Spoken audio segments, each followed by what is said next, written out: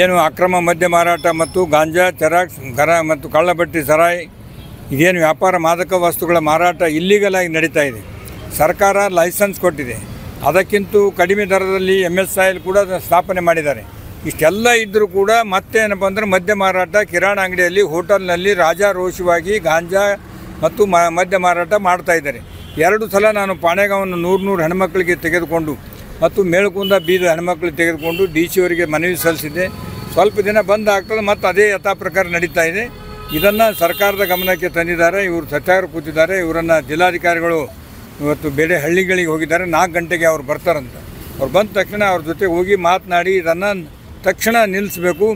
ಏನು ಮದ್ಯ ವ್ಯಸನಗಳಿಂದ ಸಂಸಾರ ಹಾಳಾಗ್ತದೆ, ಗ್ರಾಮಗಳು ಹಾಳಾಗ್ತವೆ, ವ್ಯವಸ್ಥೆ ಹಾಳಾಗ್ತದೆ. ಇದನ್ನು ತಡೆಗಟ್ಟಬೇಕು. ಯಾರು ತಪ್ಪಿಸ್ತಾರೋ ಅವ್ರ ಮ್ಯಾಗ ಕ್ರಮ ಕೈಗೊಳ್ಬೇಕು ಅಂತ ಹೇಳಿ ಒತ್ತಾಯವನ್ನು ಜಿಲ್ಲಾಧಿಕಾರಿಗಳಿಗೆ ಸತ್ಯಾಗ್ರಹಿಗಳಿಗೆ ಕರೆದುಕೊಂಡು ಹೋಗಿ ಮಾತನಾಡ್ತೀವಿ. ಜಿಲ್ಲಾಡಳಿತ ಸಂಪೂರ್ಣ ವಿಫಲ ಕಾರ್ಯ ಇದೆ ಅಂತ. ವಿಫಲ ಅಂತ ಹೆಂಗಂತೀರಿ? ಎಲ್ಲ ಕಡೆ ದುಕಾನ್ಗಳಲ್ಲಿಯೂ ಕೂಡ ಅಲ್ಲ, ಈ ವಿಫಲ ಅಂತ ಈ ಕಳುವು ಮಾಡಿ ಖರೀದಿ ಮಾಡಿ ಕಳುವು ಮಾಡಿ ಮಾರೋದು ಕನ್ಸ್ಬೋತದ. ಯಾರು ಊರಾಗ ಹೇಳಲ್ಲ ಈ ದುಕಾನ್ದಾಗ ಮಾರ್ತಾರೆ ಅಂತ ಹೇಳಿ. ಭಾಳಷ್ಟು ಜನ ಈ ಪುಣ್ಯಾತ್ಮನ ರೋಡಿನ ಮೇಲೆ ಕೂತು ಹೇಳತ್ತಾರ. ಇವತ್ತು ಅದಕ್ಕೆ ಗಮನಕ್ಕೆ ತರ್ತೀವಿ. ಏನಾಗ್ತದ ಅವ್ರು ನಾವು ಹೇಳಿ 2-3-4 ದಿನ ಏನೂ ಮಾಡಲಿ ಅಂದ್ರೆ ವಿಫಲ ಅಂತ ನಮ್ಮ ತಾದ. ಆಲ್ರೆಡಿ ಅಬಕಾರಿ ಇಲಾಖೆ ಅಧಿಕಾರಿಗಳು ಕೂಡ ಹಲವು ಬಾರಿ ಅವರೇ ಮನವಿ ಕೊಟ್ಟಾರೆ. ಏನಂತ? ಈ ಥರ ನಡೀತಾ ಇದೆ ಅಂತ ಇದೇ ಸಮೃದ್ಧಿ ಕರ್ನಾಟಕ ಜನಪರ ವೇದಿಕೆಯವರ ಮನವಿ ಕೊಟ್ಟಾರೆ. ಆದರೆ ಅಧಿಕಾರಿಗಳು ಕೂಡ ಇದ್ರ ಬಗ್ಗೆ ಇನ್ನೂ ತನಕ ಇವ್ರ ಮ್ಯಾಗೆ ನಾವು ಅಲ್ಲಿ ಹೋಗ್ತಾ ಇದ್ದೀವಿ ಅಪೀಲಿಗೆ. ಅದೇನು ಆ್ಯಕ್ಷನ್ ತೋತಿಲ್ಲ ಅಂದ್ರೆ ನಾವು ವಿಧಾನಸೌಧ ಮಾತಾಡ್ತೀವಿ.